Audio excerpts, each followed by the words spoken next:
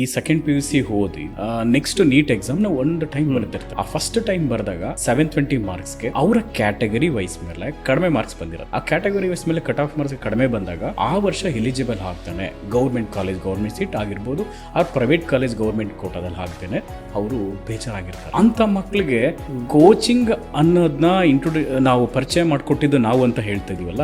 ಯಾಕೆ ಅಂದ್ರೆ ಅವ್ರಿಗೆ ಸರಿಯಾದ ಮಾರ್ಗದರ್ಶನ ಬೇಕಿತ್ತಾಗ, ಸರಿಯಾಗಿ ಅವ್ರಿಗೆ ಟೈಮ್ ಮ್ಯಾನೇಜ್ಮೆಂಟ್ ಹೇಳ್ಕೊಡ್ಬೇಕಾಯ್ತು, ಸರಿಯಾಗಿ ಪಾಠದ ಬಗ್ಗೆ ಕಾನ್ಸೆಪ್ಟ್ ಬಗ್ಗೆ ಹೇಳ್ಕೊಡ್ಬೇಕಿತ್ತು. ಆಗ್ಲೇ ಅವರು ಸಕ್ಸಸ್ ಆಗಕ್ಕೆ ಕಾರಣ ಅಂತ ನಮ್ಗೆ ಗೊತ್ತಾಯ್ತು. ಅದಕ್ಕೆ ಏನ್ ಮಾಡಿದ್ವಿ, ಸೆಕೆಂಡ್ PUC ಕಂಪ್ಲೀಟ್ ಆದ್ಮೇಲೆ ಯಾವುದೇ ಟೆನ್ಷನ್ ಇರೋದಿಲ್ಲ ಅವ್ರಿಗೆ. PU ಅಲ್ಲಿ 6 ಸಬ್ಜೆಕ್ಟ್ ಇರುತ್ತೆ, ಟೆನ್ಷನ್ ಇರಲ್ಲ.